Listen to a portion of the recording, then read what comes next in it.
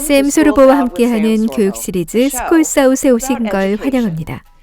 교육에 대해 알지 못하는 것, 알아야 할 것, 해야 할 일에 대해 알아봅니다. 지난주 저희는 교육의 정의에 초점을 맞췄죠. 원래 이끈다는 뜻이었는데 우리가 그 말의 참뜻에서 얼마나 벗어났는지에 대해 알아봤고요. 현재는 좋은 직장과 경력을 뜻하는 데까지 이르게 됐죠.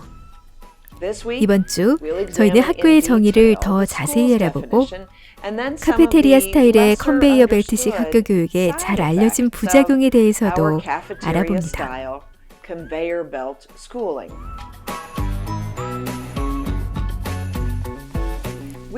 우리는 이미 교육의 정의에 대해 얘기 나눴습니다. 하지만 학교가 얘기하는 교육의 정의에 대한 검토도 필요합니다.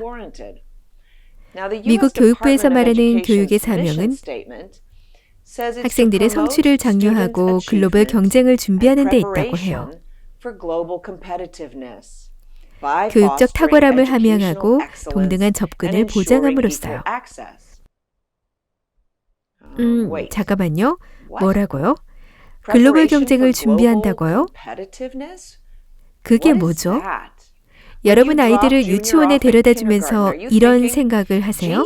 야, 나는 내가 뉴기니에 사는 아이들의 성취 점수를 이길 수 있기를 바란단다.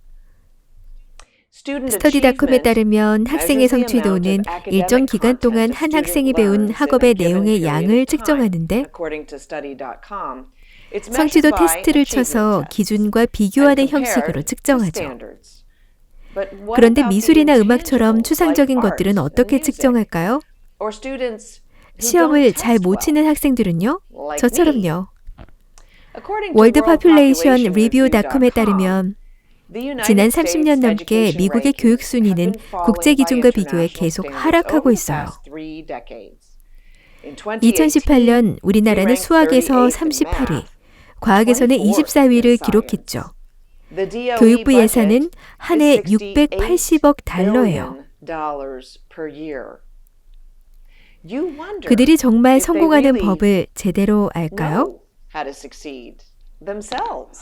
학생들에게 가르치는 건 고사하고요. 수년 동안 학교는 우리에게 대학 입시 준비와 직업 준비 교육을 약속해 왔어요. 하지만 점점 더 많은 젊은이들이 대학을 졸업하고도 일자리를 구하지 못하죠. 몬스터라는 취업 사이트에서 대졸자 및 졸업 예정자 1,000명을 상대로 설문조사를 했는데 2020년 졸업자들 중 약 45%가 아직도 구직 중이라고 해요. 퓨 리서치 센터의 연방 노동 데이터를 분석한 결과 졸업생 중 31% 정도가 아직 실업 상태인 걸로 나타났고요. 2018년 당시에도 문제였어요.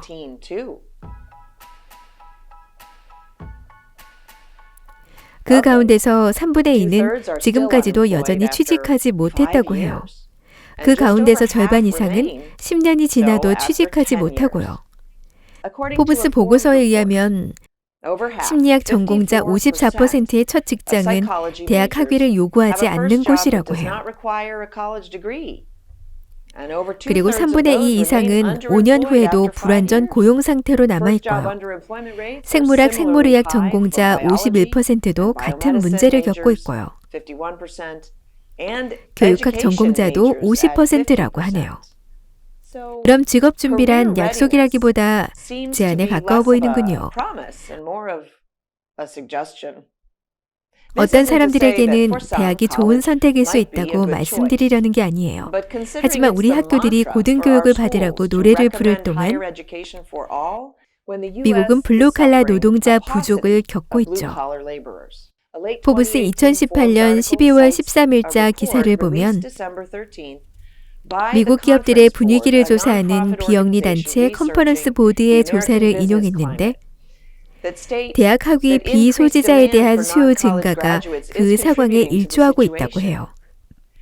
미국에서는 블루칼라 노동자가 부족한데 그것은 중국 등지로부터 제조업이 돌아오고 있어서가 아니다. 애널리스트는 이렇게 말해요. 왜 모든 학생들에게 대입을 강요하는가? 많은 돈이 들어가죠. 특히 정부가 대출을 지원하고 있고요. 대학들은 언제나 더 많은 돈을 필요로 해요. 국립교육통계센터 보고서에 의하면 2008년에서 2009년과 2018년에서 19년을 비교해보면 공립교육기관의 학부 등록금 숙식비가 28% 상승했다고 해요.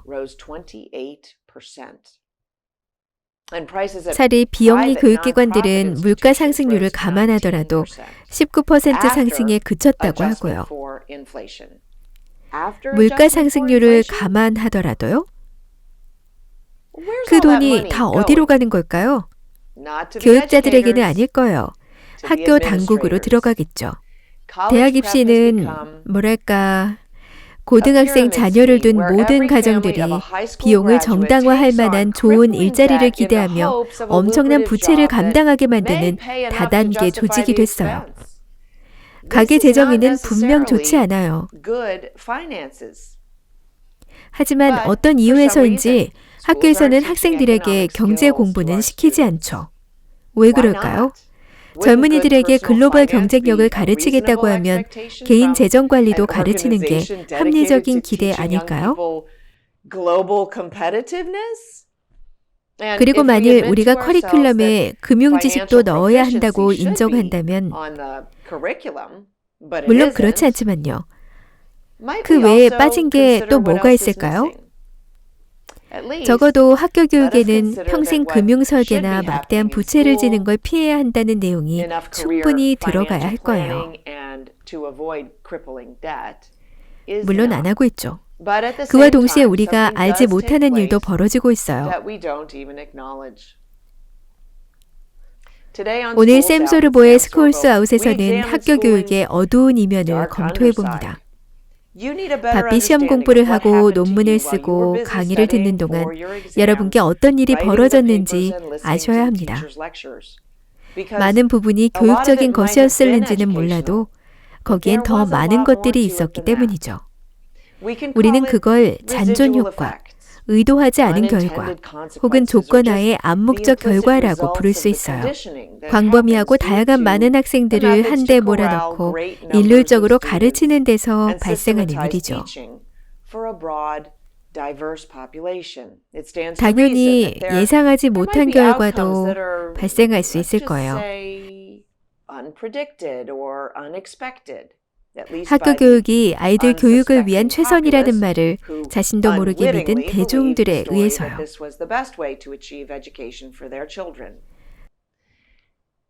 공장 조립 라인을 생각해 보세요. 포드사가 하이랜드 파크에 이동 조립 라인 공장을 처음 만든 게 1913년 12월이었어요. 결과는 놀라웠죠.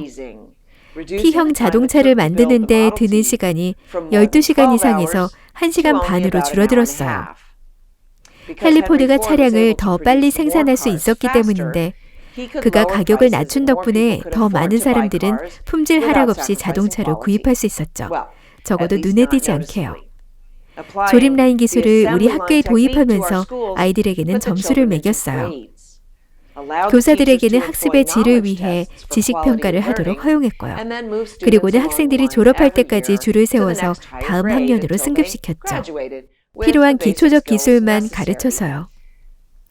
조립 라인 일자리를 얻는 데 필요한 기초적 기술 말이에요. 하지만 아이들은 자동차가 아니에요. 천편일률적인 해법은 독특한 개성과 열망을 지닌 개인들에게는 효과를 보지 못해요. 학부모 여러분께 드리는 말씀이에요. 아이들을 교실 한가득 집어넣는 건 수능을 가르치고 개성을 저해하고 창의력을 억누르죠. 이런 주장을 하실 수도 있을 거예요. 쌤, 학교에도 창의력 있는 아이들은 많아. 그래요. 창의력이 되려는 아이들의 욕구가 너무 강해서 억누르지 못할 수도 있어요. 하지만 대신 낙담하는 다른 아이들은 어떨까요? 선생님이나 다른 아이들 때문에 낙담해 본 적 있으신가요? 그저 수능하기 위해서요. 표준화된 시험의 출현은 시험을 새로운 측정법으로 만들었죠. 그런 걸 비난할 수는 없지만 그게 이상적일까요? 분명 아닐 거예요. 시험을 강조하는 건 아이들이 중요한 질문을 하게 유도하죠.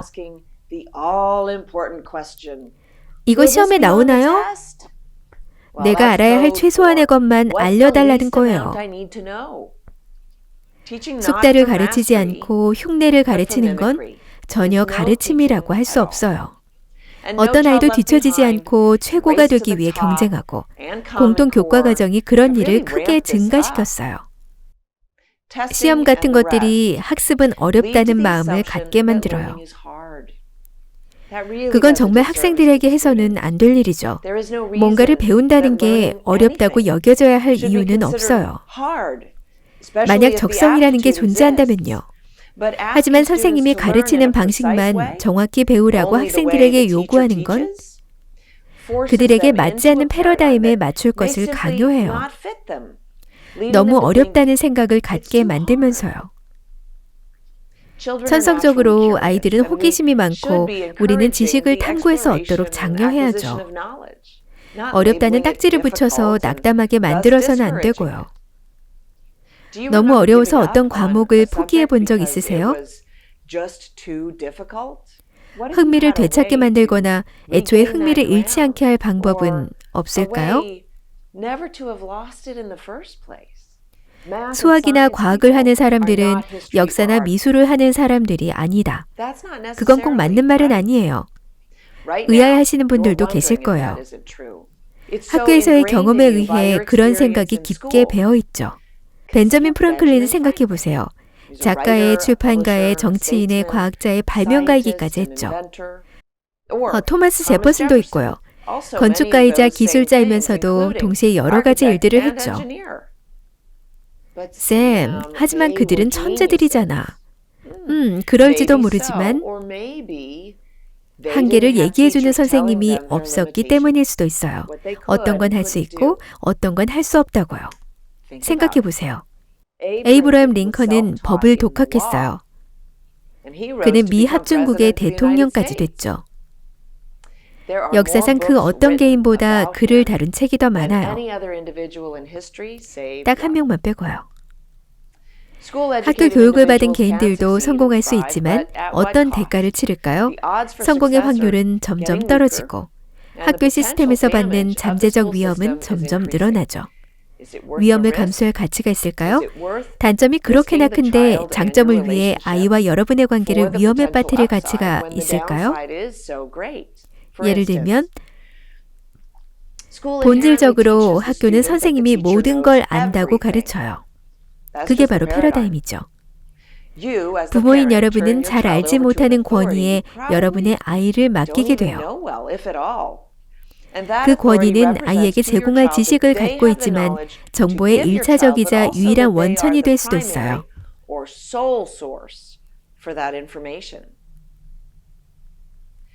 정보가 필요할 때 누구를 쳐다볼까요? 권위를 지닌 인물을 쳐다보겠죠. 여기서 결론은 부모가 아무것도 모른다는 거예요. 왜냐하면 부모가 불필요하게 되거든요. 생각해 보세요. 그래서 할 수 없다고 생각하시나요? 저는 최근 한 컨퍼런스에서 말씀드린 패러다임 얘기를 했어요. 강연이 끝나고 나니까 한 신사분이 이런 질문을 하셨죠. 어떻게 자신의 메시지를 전달할 수 있겠냐고요. 책을 써야겠다는 생각을 하셨대요. 물론 저는 용기를 북돋아 드렸어요. 하지만 어떻게 할 수 있겠냐면서 한숨을 지으시더라고요. 영문학 학위도 없다고요. 저는 책을 쓸 줄 몰라요. 저를 대신해 써줄 만한 분을 찾도록 도와주시겠어요? 언제부터 우리 미국인들이 자신감이 부족한 사람들이 됐죠? 언제부터 우리는 스스로 할 수 없다고 배우기 시작했죠? 힌트. 우리 학교에서요. 물론 저는 당신이 책을 쓸 수 있고 영문학 학위도 필요 없다고 말씀드렸죠. 말해줘 보세요. 책을 읽으신 적 있나요? 물론 그렇다고 답하셨죠. 그래요? 그럼 해보세요. 먼저 개요를 잡아보시고요. 혹시라도 대신 써줄 사람을 찾더라도 그 사람도 똑같이 그렇게 할 거예요. 여러분은 그게 미친 짓이라고 생각하세요? 믿어주세요. 저는 미친 게 아니에요. 정말 미친 건 12년 동안 학교에서 글 쓰는 법이라고 배웠는데 여러분이 키보드에 손가락을 얹거나 뭔가 쓰는 걸 못하겠다고 느끼는 거죠. 책이란 뭔가요? 짧은 글이나 이야기를 모아놓은 거예요. 끔찍한 책 읽어보신 적 없으세요? 그래도 어떻게든 출판되잖아요. 우리는 서로에게 힘을 실어줘야 해요. 왜냐하면 그게 우리를 움직이고 발전시켜주니까요. 학교에서 우리는 바르게 행동하는 법을 배우죠. 선 안쪽으로 색칠하고 권위에 따르라고요. 그게 조건화된 반응이에요. 우리가 다른 사람의 명령에 동의하지 않을 때 우리는 어떤 그릇된 권위에도 도전할 준비가 돼 있어야 해요.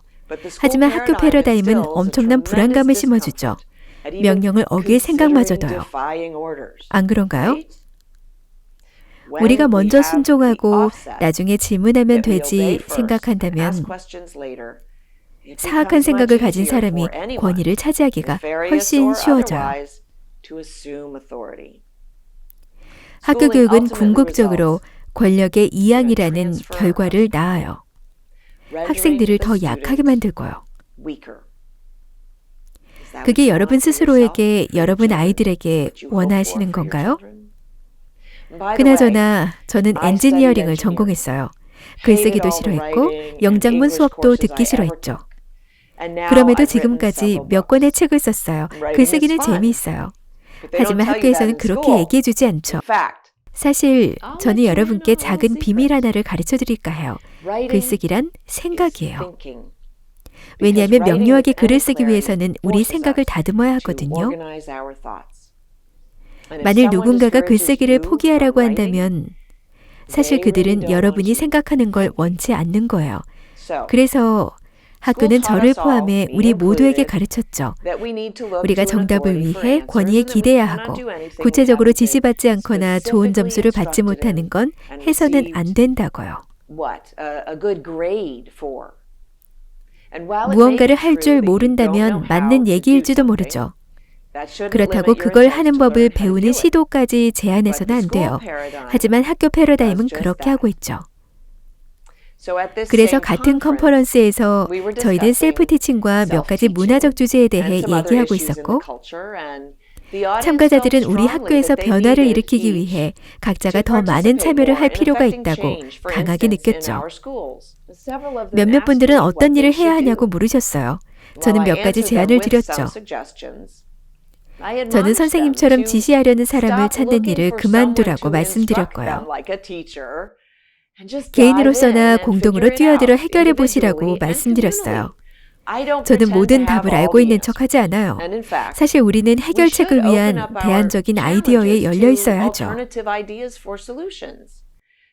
제 생각이 좋거나 나쁠 수도 있고 다른 사람들도 자신의 생각을 떠올릴 수 있어야 해요. 하지만 선생님이 뭘 하라고 할 때까지 손 놓고 앉아 있는다면 우리는 오래 기다려야 할 수도 있고 어쩌면 너무 늦을지도 몰라요. 만일 누군가 지시사항을 갖고 여러분께 다가왔으면 하고 계신다면 여러분은 여전히 학교 패러다임에 갇혀 계신 거예요. 여러분의 학창시절을 떠올려 보세요. 방해를 하다가 그러지 말라고 훈련받으셨나요? 아니면 순종적이고 조용하셨나요? 혹시 기억하세요? 질문하기 전에 어떤 행동을 요구받았는지? 맞아요. 손을 들어야죠. 그게 나타내는 게 뭘까요? 질문을 하기 위해 허락을 구하는 거죠. 질문을 하기 전에 허락을 구하면 그건 어떤 메시지를 보내게 될까요? 본능적으로요. 그 권리가 부여되기 전까지는 질문할 권리가 없다는 걸 보여주는 거예요. 그리고 어떤 질문도 단념시키는 억제제 역할을 하게 되죠. 질문하기를 두려워한 적 있으세요? 특히 권위 있는 인물에게 할 때? 학교 교육에 감사하세요. 제 둘째가 2학년이던 때 저는 아이를 지역 사립학교의 소규모 하이브리드 프로그램에 등록했어요. 매주 이틀은 홈스쿨링을 하고 사흘은 교실에서 수업받는 시기였죠.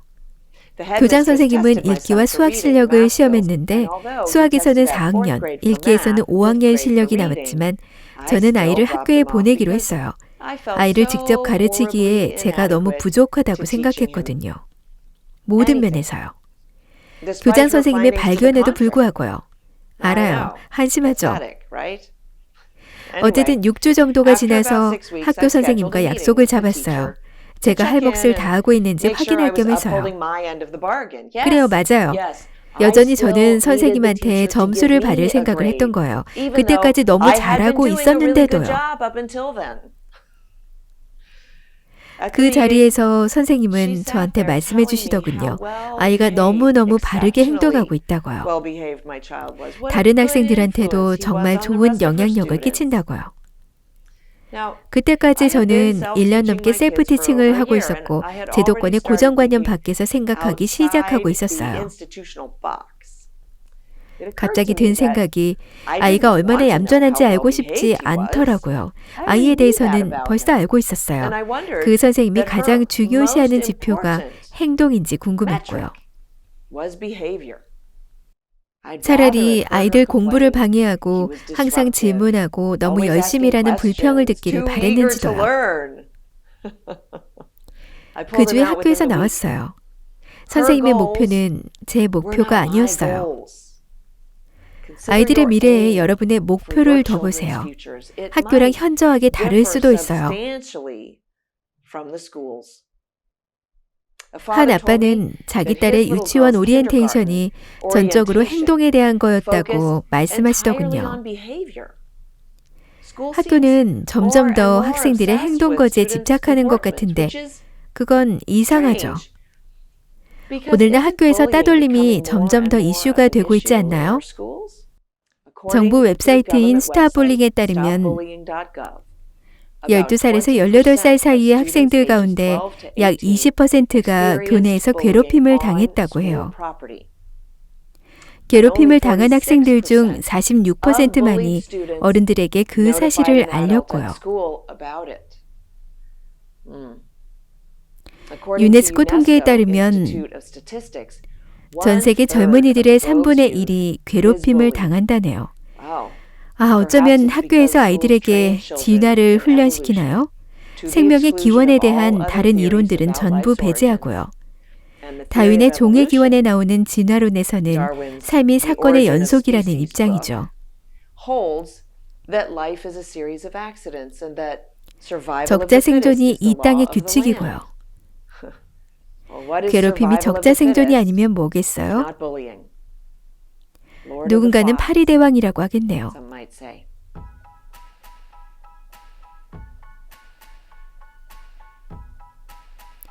어쩌면 학교 패러다임에서 가장 해로운 측면은 또래 집단에게 인정과 피드백을 받으려는 것인지도 몰라요. 수능이란 우리 모두가 수능을 흡수했다는 메시지죠. 수능은 혁신이나 개인의 뛰어남으로 이어질 수 없어요. 정리해 볼게요. 학교가 우리 젊은이들에게 나쁜 영향을 미치고 여러분께도 피해를 미치는 몇 가지 방법이 있어요. 저에게도 마찬가지고요.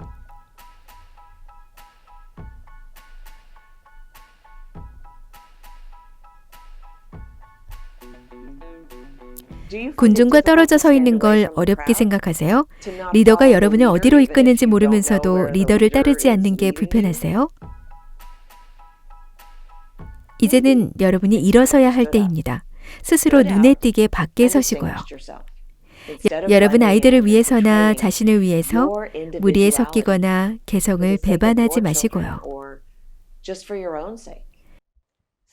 검증되지도 않고 알려지지도 않은 권위의 허락을 기다리지 마세요. 새로운 시대의 정보의 시대에 과감히 한 걸음을 떼보세요. 샘 소르버와 함께하는 스쿨사웃이었습니다. 시청해주셔서 감사합니다.